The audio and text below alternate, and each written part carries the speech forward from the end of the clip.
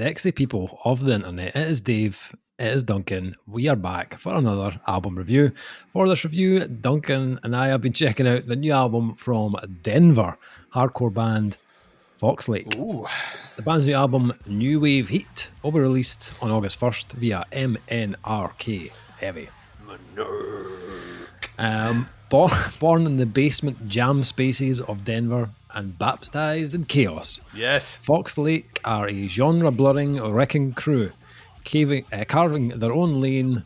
Caving, Dave. Let's fuck it. Like, we don't know who wrote this press statement. Caving is the word we're using here. Caving their own lane through modern heavy music landscape. Since 2017, the band has blurred the lines between metalcore, hardcore, hip-hop, and nu metal with a defiant, unfiltered energy that refuses to settle or conform. Their sound is a battle cry for a genreless generation, one that hits as hard in the pit as it does in the headphones. Now, with the release of their explosive new album, Fox Lake ignite the new chapter with razor-edged riffs, boundary-pushing ambition, and a mission to burn down the past. This is more than an album, it's a 12-track manifesto of self-destruction and reinvention. New World Heat strips everything back to the core and rebuilds from the ashes. This is all gas and no brakes, says the band. We burn down every limitation we'd put on ourselves to make a record that sounds exactly like us. That sense of fearless self-definition also fuels the record's standout collaborations, with powerful guest appearances from Mugshot, Avoid, Silent Planet, and Eyes of Salt. These aren't just features, they're hand-picked voices that sharpen the message, strengthen the community, and reflect the expansive influences Fox Lake proudly draws from. Known for their unfiltered honesty and pit-ready live shows, Fox Lake are built to be felt in the flesh. After a packed-out tour in Japan, the band are gearing up to bring New World Heat to stages across North America and beyond. The album was recorded and produced by Fox Lake and Connor Haynes, then mixed and mastered by Connor Haynes and Seth Munson. So, Fox Lake and their second album, New Wave Heat. Yeah, Felt in the Flesh was my Tinder profile name until I got married. Felt in the Flesh. Nice. There you go. So I'm sure someone watching this will find that amusing.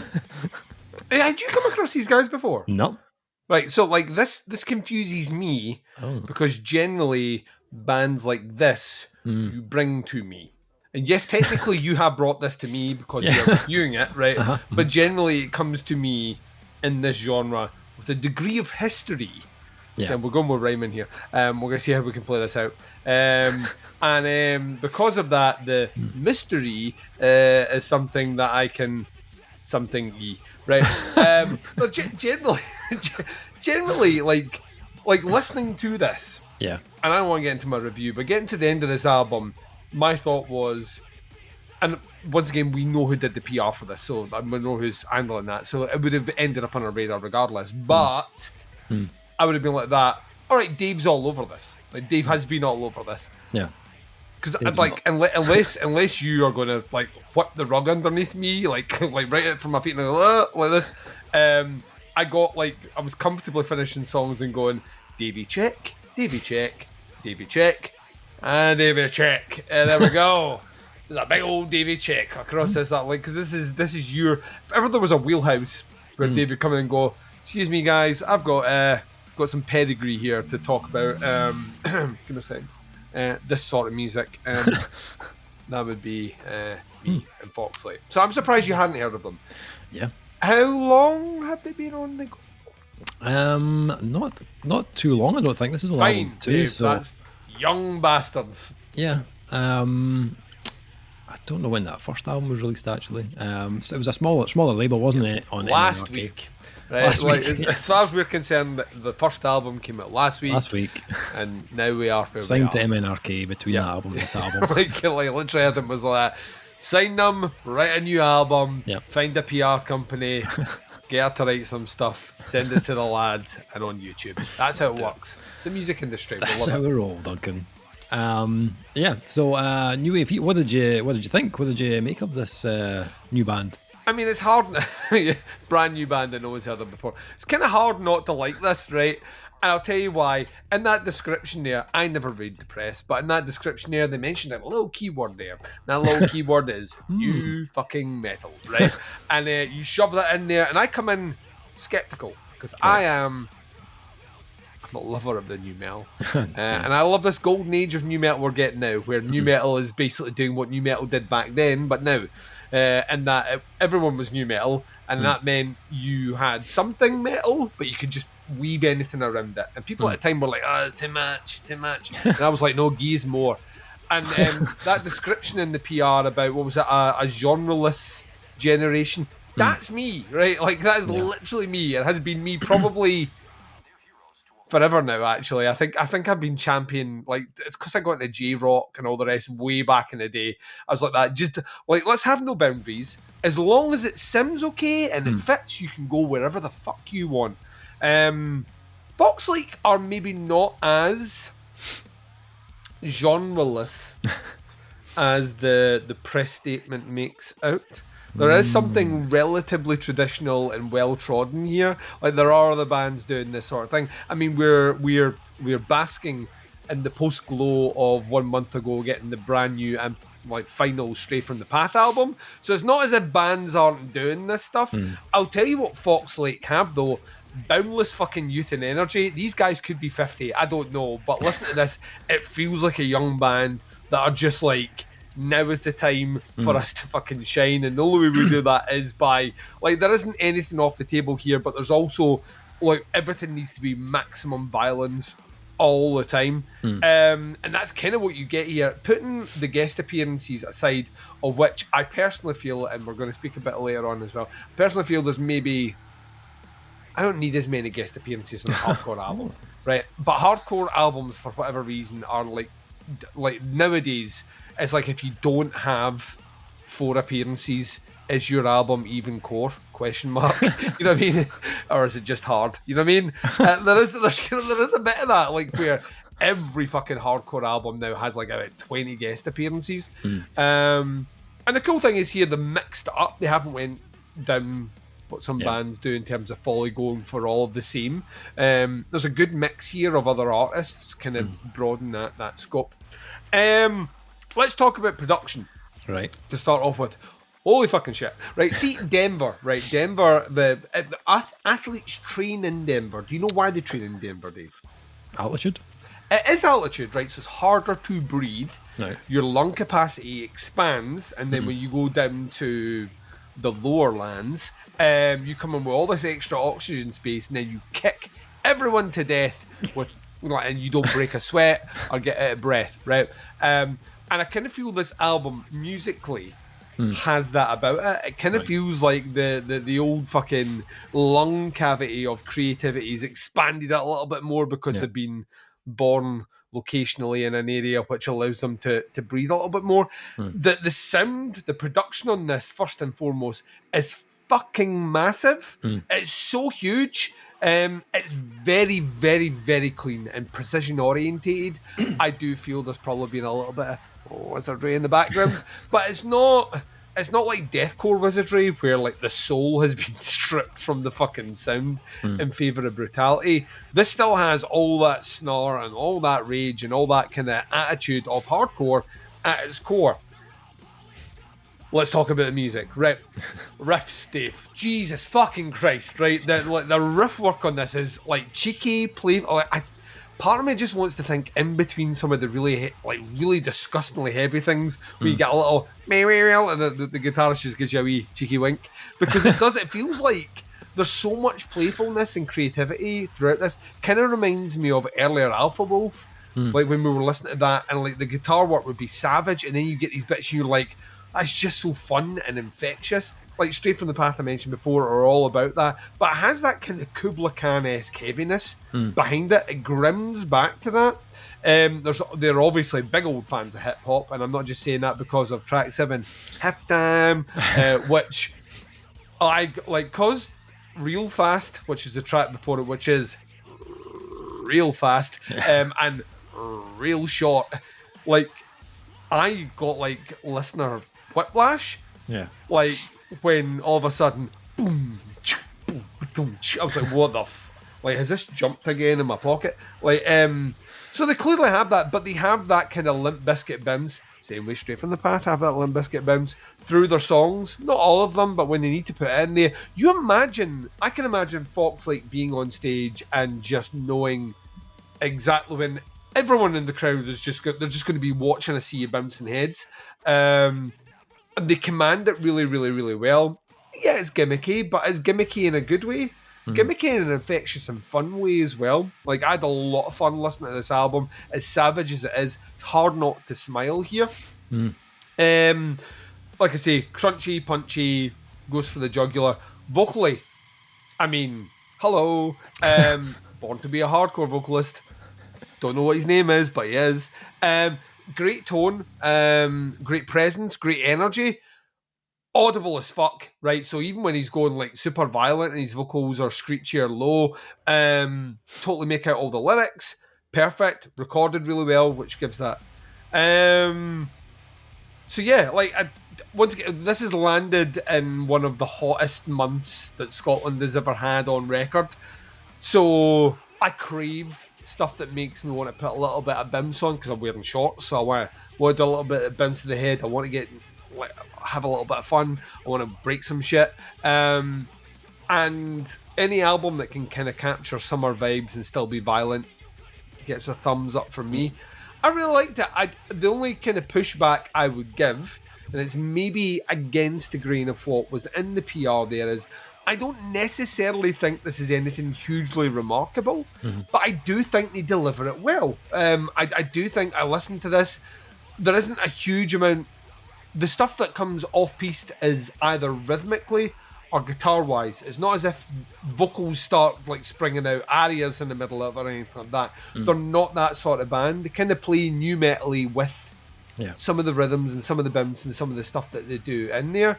But at its core, it is a very modern hardcore sound that we're kind of used to, we've acclimated to, which there's a space for that. I think there's a space for bands that, like, I imagine seeing them play a half an hour set. That is going to be a fucking great half an hour set. Like, it's going to be violent, it's going to be pushy, it's going to be energetic. They're going to go off stage and people are going to be like, I had a great time, like punching my friend in the face and windmilling.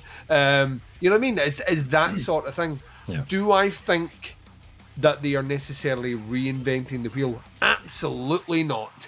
And it does suffer, and I mentioned it before, it suffers, and this is not their fault, it suffers from the fact that Straight from the Path didn't tell anyone they were releasing their final album and did it a month ago, which kind of has sapped a lot of the energy and a lot of the conversation on what is one of the best hardcore albums of the year. It's kind of that question may have been settled a little bit, but I would say that Fox Lake, if that is Straight from the Path's final album and they ain't doing anything after that, we have a new contender to maybe pick up that mantle and start carrying that forward. In the same way that I lavish praise on a band like Callous Boys' previous album, where I was like that, I needed something to fill that Dillinger void, and I got the Callous Boys. We will need something to fill that Straight from the Path void. And I think Fox Lake are showing enough here to make me think that is totally capable of them. It's a fun listen. It's 30 minutes. It's a fun listen. Made me want to bounce. Is it the most original thing I've heard in the world? No. Did I smile a lot while listening to it? Yes. So you decide until I come back with my score if that means anything. So yeah, well, you are our expert here. You're hardcore Dave. So you're gonna come in this with like Exhibit 1, Your Honor. You're gonna come at this from a much more learned, educational and practical level. I'm leading with the heart, Dave. Always leading with the heart. How did you get on with Fox Lake?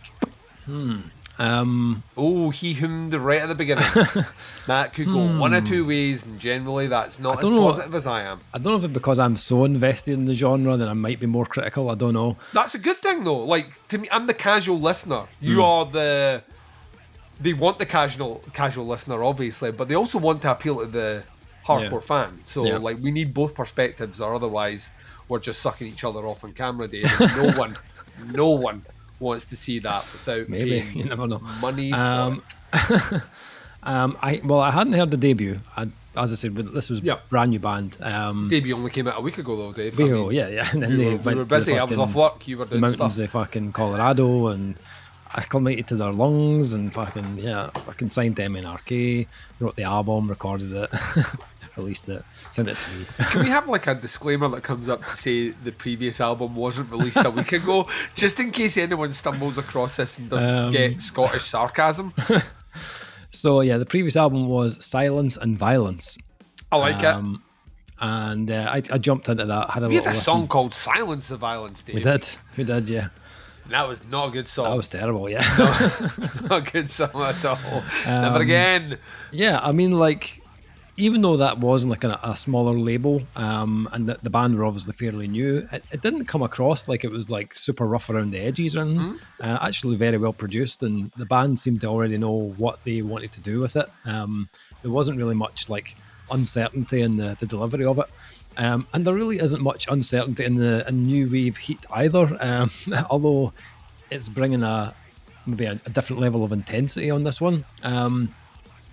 Let me start with what I liked, and then we'll get to the other stuff. Oh dear. This swings hard, right? Like, no doubt. 31 minutes of fucking punishment. The last album was called Silence and Violence. This is just the violence part, basically. It is relentless. Like, this album wants to draw blood. It's like heavily steeped in that like beat down hardcore style, but it's got that kind of modern kind of metalcore edge to it as well, which gives it that like proper kind of precision and power. Plus those like fucking mad guitar screeches and harmonics. And, everyone's doing it now, man. It's fucking everywhere. I don't know, how do they coordinate this? I don't know. Because like, is it like someone does it and then all the bands are like, yes? Because it just feels like that's the thing this year. Yeah, it does. It's everywhere this year. Like the same way that fucking, I don't know, dubstep was like in every fucking thing like a decade ago. It just kind of feels like it's the new dubstep. Yeah. There's also, as we mentioned, a touch of the new metal about it as well, where you've got those moments of bouncy, fairly simplistic riffs. New metal was never overly technical, but they hit with Podvane. Hit with Come on, what are you doing here, Dave? Plenty of punch.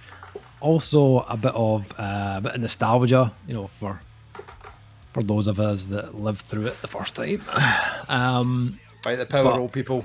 A little bit of bass work that reminded me of Fieldy from Korn, actually. There's a track called Freestyle where you've got like, it's got those like kind of typical like gaps where the guitars are like silent or very minimal and the bass comes in. It's a little bit, a bit more funkier, a bit more freestyle. So it reminded me of that. Do you think we'd be sitting in 2025 talking about the, like, off the back of like Chat Pile and now this album talking about the influence of Fieldy? Yeah. The Fieldy conundrum, ladies and gents. Yeah, I know. You've also got a little bit of turntable scratching on there, which is fine. What is the matter with you? Like curmudgeon tonight? It's fine, right? I mean, I wasn't huge on the scratching stuff back in the 90s. But it's been 25 years, Dave, right? I know. So it's fine to bring it back occasionally. If every band was doing that, I'd be with you. But we don't get a lot of it. It's on here quite a lot. And like for me, I was kind of like, all right, yeah, you've got a DJ, okay, yeah. It's part of the formula. I get it. But yeah, there's a good mix of styles here. Is this supposed to be the positive bit? Yeah, I just realised that. What are you doing here? Stick with the positives. Yeah, the album, it continues to run hot, and they know exactly when to drop in those like bigger moments that give you that like big breakdown, the kind of stank face moment. You're like, yes, that's cool as fuck. Overall, for me, like definitely heavier than the debut, more energetic, faster at times. Real fast, obviously, just in case you're wondering what the tempo of that track is going to be. It's real fast, but you can hear there's a definite conscious effort to make this album like just slap with a bit more force than the last one, and I like the fact that even though that they brought in like a few different styles, they didn't veer into like deathcore territory just to make it let's make it more dissonant and emphasize the breakdowns, because a lot of bands within that hardcore metalcore hybrid tend to do that. That's the next step. They go A lot of lazy bands tend to go there, Dave. Yes. So I'm glad they didn't do that. And like musically, it would be a very easy transition to make from this. They're all very good musicians, great playing chops, and they sound incredibly tight on the album, which is also quite interesting because the drums on this album weren't done by the original drummer. Oh, okay. Griffith Johnson, his name was. He basically took a step back to raise he's just had a new baby, a newborn daughter. Congratulations. Yeah, congrats. So he basically took a step back, and they enlisted the guy who produced the album, Connor Haynes, who is also the drummer in Mugshot, who you've already spoken about. Oh, it's all coming together, Dave. Yeah, and I think he's also kind of stepped in and played live with the band as well on a few occasions. So, but he's slotted right into this like seamlessly. Like you would not know this is like a stand-in drummer. It's very tight, and like as an album, I think it hangs together very well. Like there's a good flow to the album, even with the little halftime kind of interlude. They pick things up like very quickly after that breather, and they just continue on with that kind of high octane kind of energy for the rest of the album. The other list is coming out, ladies and gents. Can we get this time coded so people can skip past this chapter? David reviews happy moments. David reviews bits he's not happy with. Next chapter. I feel like my main negative here is, and you've kind of touched on it already. It's hard not to. We didn't know it was coming. It's come out now, and it came out with it didn't just come out with here's the new Stray from the Path album. It came out with here's the last Stray from the Path album, which kind of adds extra weight to it. Yeah. The swan song from Stray to the Path, and it's hard not to compare the two because they are both very similar bands. I know they're both at different time periods of their career. Fox Lake have only been on the go for not even a third of the time that Stray from the Path have. 3 weeks. Disclaimer, Dave. Disclaimer. So there's levels to this. Like Clockworked is like the band. I think it was like their 10th or 11th album or something like that. Yeah, we didn't realise there was as many albums, but we found out recently, So this is album 2. So like I get that these guys are still in the early stages of their career. However, they are quite a distance apart for me. I think New Wave Heat does start to suffer from the feeling of repetition. It doesn't really offer any real surprises, to be honest. Like it just became very familiar for me. I was like, the hip hop stuff and the scratching. Heat stroke this week, and influences are very apparent on this release. It's like 100% on this. They might as well be wearing one of those fucking denim jackets with just patches all the bands like on the back. Even like there's a track, I think it's track 10, Savior. Like it goes like Rage Against the Machine on that track. They're like in like a big way. You're like, what the so they are very like on the nose with a lot of the influences. I think I maybe enjoyed the guest tracks a little more than you did. I don't dislike that. I just think that it's your second album. You shouldn't have loads of. I'm. This is my view on everything. I think a band shouldn't have to have loads of guest artists on their album. I always kind of feel like, and this is less pernicious. We've spoken about this many times. When bands just have like vocalists that sound like their vocalist on as a guest appearance, what is the fucking point of that? And this one, there's enough variety to change it up, so I quite like it. I still think on a second album, on your major label debut, why is there 4 guest appearances on here, and why am I not getting as close to just the band as possible? I know what you mean. Don't want to be too negative on that one because you've got a negative list, and Mings is with love. I actually I enjoyed the variety on those tracks, just something a little different. Even some of the riffs were better. Like I felt like there's a couple of tracks towards the end where they start using this really like kind of dropped, kind of almost pitch bend kind of riffs. I think it's Headshot and Gut Check. I think they do these really low riffs, which I thought was really cool, really kind of like punchy. But I felt like by the time I got to the end of the album, I was like, okay, I've been left with some really good moments, and then some that's just kind of forgettable for me. So I think I agree with you. I think they've got a lot of potential, especially this Olabine album too. They've clearly got like the skills and the confidence to keep getting better and doing bigger albums. I just feel like they maybe need to push the envelope a little bit more going forward. Try to bring in more of their own personality on the next one. But that being said, I think these tracks will go down well live. I mean, they're no doubt. built for a live crowd. This is like every single song is built for an audience. So. Yeah. Also, can we have more bongo drums on metal, please? Like, yes, come out on. of nowhere. That'd be great. Production from Connor Haynes and the band, plus Seth Munson. Great. Love the production. Ton of power. Nice raw energy to it that just kind of elevates the heaviness even more. Sounds great. So it was good, but I had some issues as well, I'm afraid. Issues. Anyway, final thing. Scores. What are you going to score? Was the issues pointing there because we mentioned Fieldy earlier on and that was a corner? Right, I was just making sure. Thanks for picking up on that. You're welcome. I'm old, right? So that allows me to get that joke. New Wave, what's your score? See, I really like this. I'd come in with a 4 on this one. I think it to me slaps, ton of fun. Like off the basis of this, my first experience of the band would 100% go and see them live. Nice. So yeah, I think unless you're Dave, I think there's a lot to enjoy here with a less than critical / snobby eye. I think if you're looking for fun and violence, this album ticks so many boxes, you've run out of boxes. I think if you're looking for something in keeping with the genre, then... I mean, Fun and Violence is my middle name, Duncan, but... It is indeed Dave Fun and Violence Buchanan.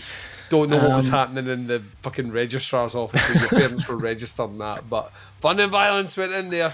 My dad was like, Donald. And my mum was like, no, Fun and Violence. I may still be on the drugs that they gave me in the hospital for having Dave, but Fun and Violence is what we're going with. I think these guys have got the tools. I think they can definitely reach that upper level. I think they just need to unleash a little more of their personality in the mix. At the moment, I feel like it's 70% influences and 30% Fox Lake. And I feel like they just need to flip that. Enjoyable. I had fun, but I don't expect to come back to it all that much. Oh, he's a nasty bitch. For me, 3. A 3? A fucking 3? It's a... Okay. Listen, here's... I don't often suggest this. Go to the bathroom, have a wank, right? Come back, sit down, and tell me what the real score is. Fun and violence. Some frustration, fun and violence. There's some fun and violence in the toilet. Come back and give it a proper... A 3? Yeah, I like... So rarely... I feel like I've listened to the album four times.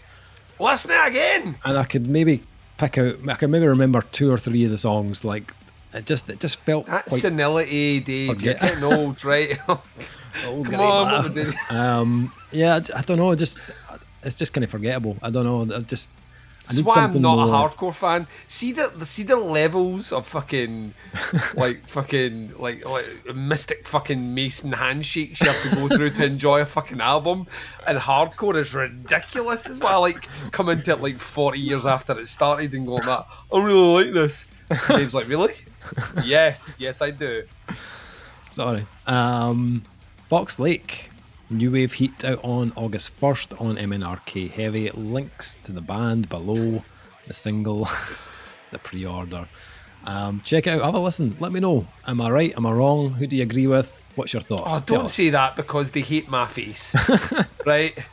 So that's just to see people that's like, Dave's right. They like Mr. Fun and Violence here, Duncan. Anyway, that's the review. Thank you for checking it out, much appreciated. We'll be back with another review very soon, but until then, take care. Speak to you soon. Bye, everyone.